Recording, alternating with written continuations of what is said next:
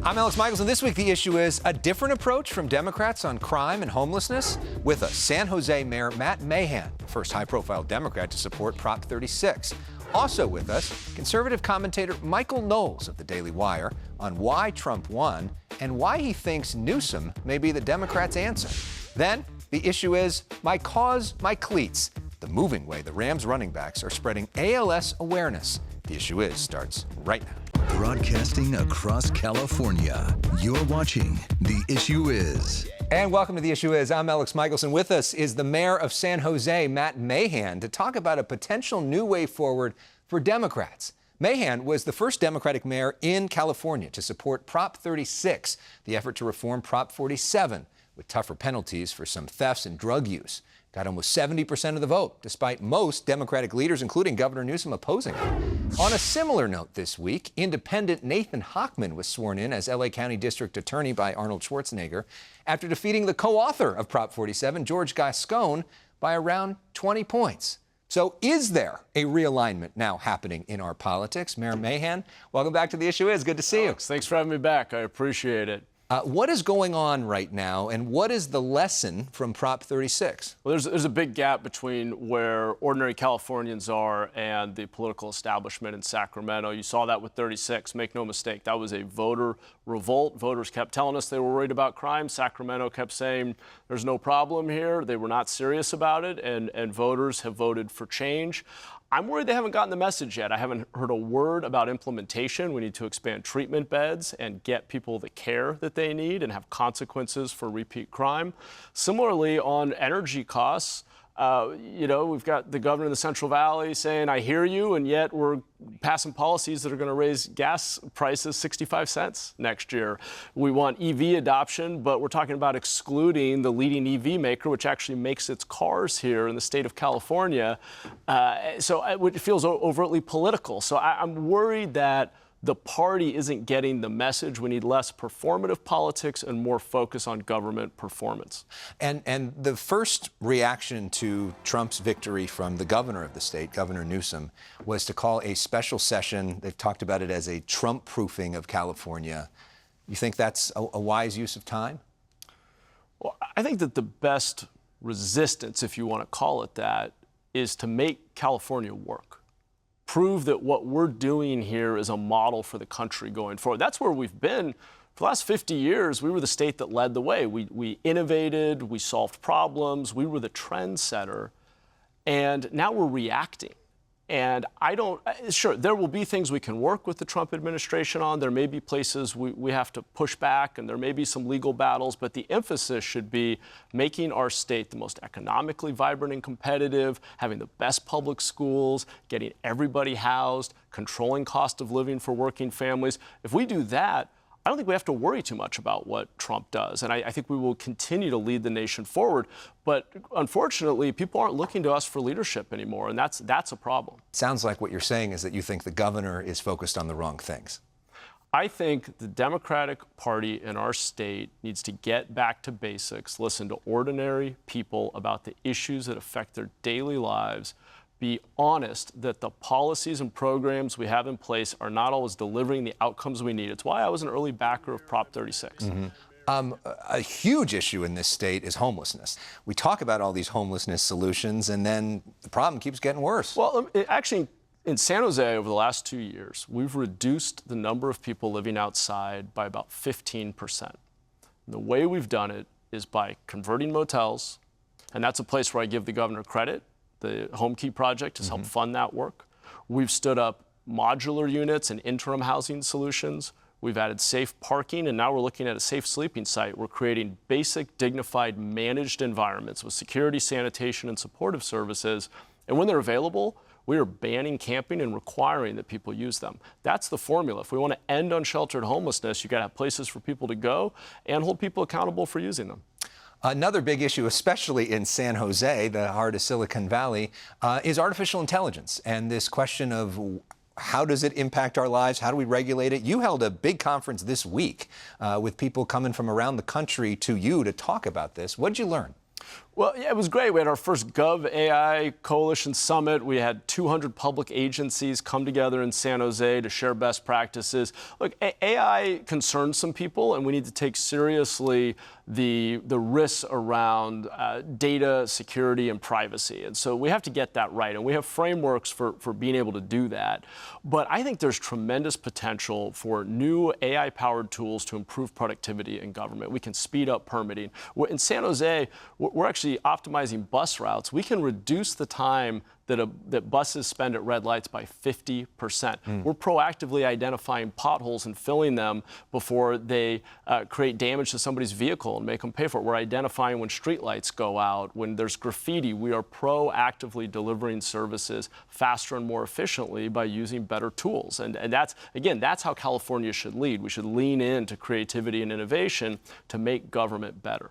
Are you thinking about running for governor? I don't want to run for governor. I want to run San Jose. I love this job. I have the opportunity, if the voters decide, to do this for 8 more years because we realigned our election date. I love what I'm doing. My wife and I are raising 2 little kids in San Jose. We're very happy. I want to make San Jose work and make it a model for the rest of the state. But I am talking about statewide issues and Sacramento a lot because the truth is, we can't solve it alone in one city. So many of our policies, the funding we have, is all tied together. We need state, county, and cities to all get aligned around solutions that work. So that's a firm no in terms of the governor's race. I'm not running for governor. No, I'm very happy to be mayor of San Jose. I want us to be a model for the state. But that does mean, in fact, I'm down in LA today to meet with Mayor Bass and other big city mayors from around the state to talk about what the next year will look like and how we can work together to move forward solutions to homelessness and crime and the high cost of living. Let's wrap up with something fun. We do personal issues, which is your favorite part of the segment, of course. This is where we ask about you, pop culture favorites, first thing that comes to mind. All right, you ready? I'm terrible at pop culture. I well, know literally nothing in this category. What is your favorite TV show you've recently binged? Oh, gosh. Oh, we are watching this show called The Jackal, Day of the Jackal. You remember this? I have not, but I got to check it out. Pretty good. Favorite movie you've watched lately? Lately? Is watching Braveheart for the 5th time. There you go. That's good. Okay. What's your favorite holiday song? Jingle Bells? Silent Night? How's that? That's okay. Better one. And what's your favorite holiday tradition? You know, fire in the fireplace on Christmas Eve, just hanging out with the kids and you know, reading the night before Christmas. I love it. Well, thank you so much for sharing your views. We appreciate it. I've got some Jingle Bells playing now for you. That was what came to mind for me. You knew I was going to pick the most generic one. That was it, baby. All right, Mayor Mahan, thank you. Michael Knowles of the Daily Wire joins us next with a different perspective. Thanks for watching The Issue Is. I think it's taken the air out of the sails of really the only line of the Biden campaign, which is this guy will destroy the whole system of government. That was Michael Knowles on The Issue Is from the RNC in Milwaukee this summer when he was confident that Donald Trump would win the election. Well, Michael turned out to be right, and now he's here to gloat. Michael Knowles, welcome back to The Issue Is. Elex, thank you so much for having me, and thank you for my favorite introduction I've ever heard, which is Michael was right. I want all of my appearances to begin with that phrase. And by the way, I like your subtle branding of your cigars that you've placed. I try, as always, for subtlety, nuance, and class, Alex. The Mayflower cigar is sitting right here, now that you mention it. There you go. All right. Well, let's get into it. A lot of Democrats in this state were stunned that Trump won. Why do you think he did? And what do you think that says about where we're at as a country? I think Trump is a really talented candidate. I know that there are many, even in the Republican Party, who still doubt that. But I think it's impressive when one can win a non-consecutive second term for only the second time in American history, win the highest office in the land before you've ever been elected dog catcher. He's good. He just brings in a lot of people who are not commonly on the Republican team. However, all of that said, I think the Democrats just really blew it. I think Biden also would have lost to Trump, but I think he would have had a better shot than Kamala. I think the past 4 years have just been disastrous.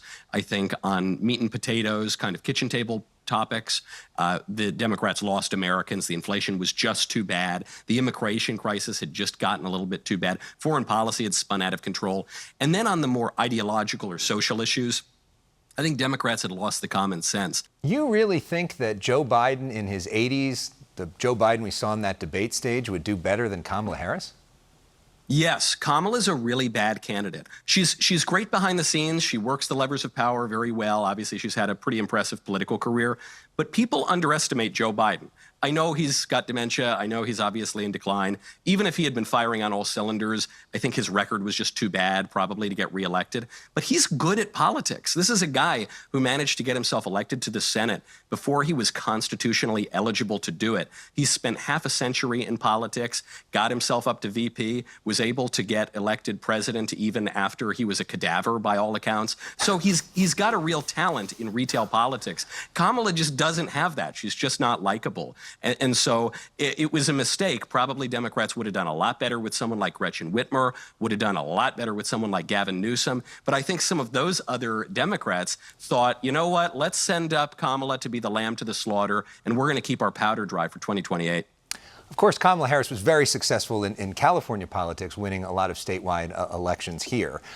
Let's go to the cabinet, the president-elect's cabinet, filled with a lot of billionaires and Fox News hosts and contributors who are really good on TV. What should we read into how Trump plans to govern based off the team that he's assembled? Well, I think he needs to start picking more Daily Wire hosts for his cabinet. That would be my first suggestion. But barring that, I think he's made mostly really good picks here. There were some stumbles. Obviously, Matt Gaetz was never going to make it through Senate confirmation. So President Trump let that one go. Now the Democrats are coming after Pete Hegseth. And I think Pete has a much, much stronger claim to his office than maybe even Matt Gaetz did. If he does go down, I think that's going to pose a real threat to the Trump agenda because they've already got a little blood in the water with the Gaetz debacle. If Hegseth goes down too, I don't think you're going to get Bobby Kennedy through. I don't think you're going to get Tulsi Gabbard through. What do we make of it big picture? I think what we're seeing here is an acceleration of what we saw in Trump's picks in the first term, which is that this man is going to be unpredictable. He's going to pick a total dove for some positions, and he's going to pick a John Bolton for another position. And that's been a strength of his in negotiating with his adversaries in America and with America's adversaries overseas, is you can never quite tell where the guy's coming from. Although I think we both would say that he's not going to pick John Bolton this time. After everything. Bolton's probably had his moment in the sun probably off in the Trump list. circles. The anti-Trump books don't get you there. Where do you think that the Democratic Party more broadly should go from here? And who do you think would be their strongest nominee in 2028? Woke Caesar, Gavin Newsom, your governor. I think there's no question about it. That's not a phrase of mine. I borrowed it from the great pseudonymous Twitter account Edmund Smirk, but I think it holds. Newsom is a really talented politician. I am a former resident, as you know, Elex, of Mussolini's failed state. However, I got to give credit where credit is due. The guy is really talented at retail politics. I look around the rest of the Democrat Party right now. I don't quite see that. Josh Shapiro is somewhat attractive in Pennsylvania. He doesn't cut quite the same image as Governor Newsom does. And also Josh Shapiro has the baggage of being Jewish at a time when the base of the Democratic Party is become vociferously anti-Israel. So I think that unjustly would be a knock against him. Gretchen Whitmer, maybe. I don't think she quite has it. Mayor Pete, I don't think he's going to make it across the finish line. I guess they could have tried to run Kennedy, but Kennedy's with the Republicans now. Do you think that Newsom would be the toughest person to beat? Or are you saying that because Yes. you want to run against him? You think Newsom is actually the strongest candidate? Yes, I'm being disinterested and charitable to the Democrat side, Elex. Pains me to do, but I think he would be the toughest one to beat right now. Who would I most like to run against? Kamala, no question. There's a leak out that Kamala's told her advisors to prepare potentially for a 2028 run. That would be great. Please let me know where I can send my donation and if there are any federal maximum contributions I can give. Newsom is the one who really stands out to me. In part also, not just because he looks good and he talks good and he's the governor of a big and important state, and he's been in politics since he was in diapers, but also because he's a great example of Democrats at their version of their best, which is he is quite progressive, but he kind of sounds like a moderate, and he makes you feel good when he speaks. I, as a Republican, would not look forward to running against him in 28.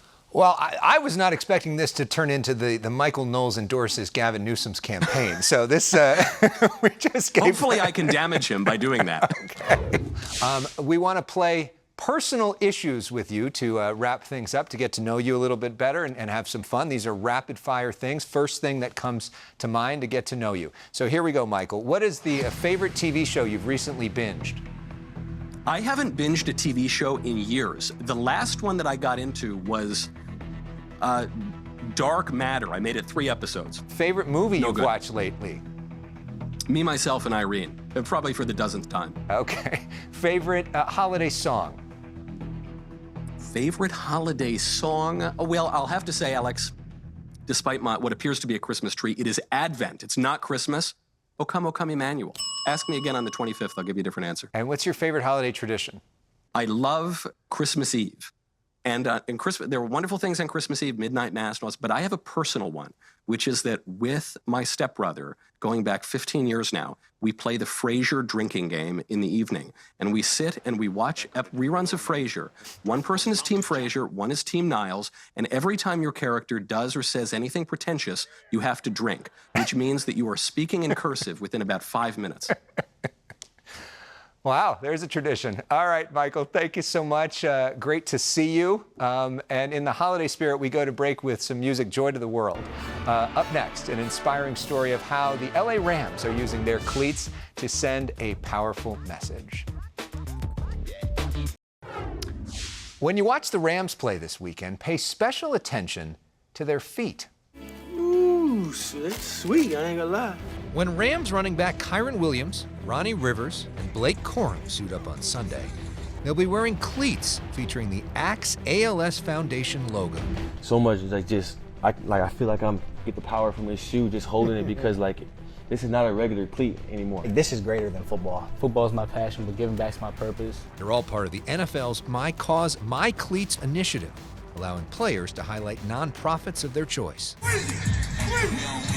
Running backs coach Ron Gould inspired his backs, along with wideout Puka Nacua, to support Axe ALS this year. It really warms my heart. Axe ALS is a nonprofit started by ALS survivor Eric Stevens and his wife Amanda. Gould coached Eric at UC Berkeley, and they've remained close. Eric is my son, and that how much I love him, and I love Amanda, and We speak via Zoom with Amanda. Coach Gould described Eric as his son, and he started tearing up when talking about it. What does Coach Gould mean to your family?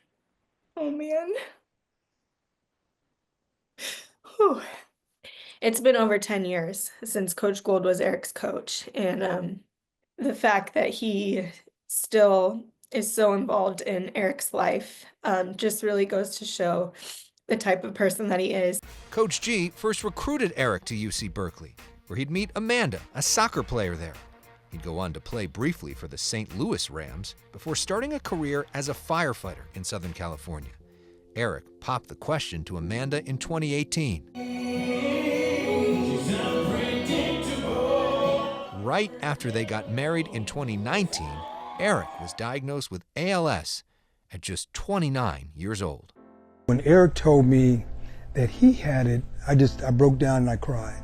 Gould's own brother-in-law had died from ALS, so he knew what was coming, a disease that slowly shuts down the body, but not the mind, with no cure.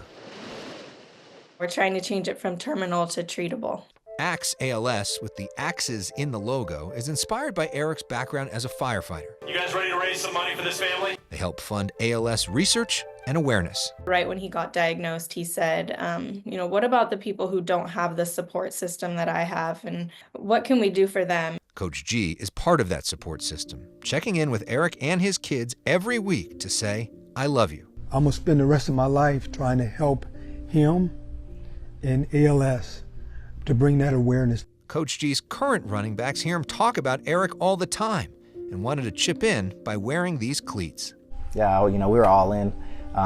It was a no-brainer. I'm really inspired by Eric's story. And it must be emotional also to have your sons now all stepping up for your other son. Absolutely. And we talk about family, and that's what it is. Eric's my family, but I got a group of men in our room is my family as well. One of those family members is Kyren Williams, who is especially focused on using his platform for good. For me, it's all about inspiration and, being able to inspire the youth. Kyron first learned that lesson about service as a kid.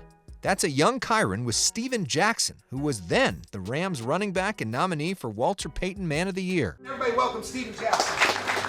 This week, Jackson surprised Williams with big news. Our buddy here is the Walter Payton Rams nominee for this season. Mama gonna cry with I feel like God put me in this position to play football, and this is what I'm able to do, is to give back and, be, like I said, to inspire. That now includes inspiring support for ALS survivors, like Eric. What's the bottom line message you want people to take away from this story, from the Axe ALS story? No matter what you're going through, whether it's Axe ALS, whatever, cancer, it doesn't really matter. People are here to support you. What have you learned from Eric's story? Just to never take anything for granted. Smile like Eric does. Smile like Amanda does. What do you hope Eric sees when he sees these cleats on Sunday? I hope he understands how much we love him. Our final word sent in by Eric himself. Thank you, Coach E, for all the love and support. Thank you to the running backs and to Puka for supporting Axe ALS. Go Rams! You can find out more at axeals.org. We'll be right back to wrap things up. It is truly the opportunity of a lifetime. This week, I spoke one-on-one with LA's new district attorney, Nathan Hochman. You can check that out at youtube.com/Elex Michelson. You'll also find there our conversation with Senator Alex Padilla in the kitchen of Project Angel Food, feeding some of California's most vulnerable. And we caught up with Patricia Heaton of Everybody Loves Raymond fame about her activism as a Christian fighting anti-Semitism. You can find all of that at youtube.com/Elex Michelson. And you can find extended versions of all of our interviews in podcast form anytime, on demand, as well, for free. Just search for The Issue Is wherever you stream. Thanks for watching. See you next week.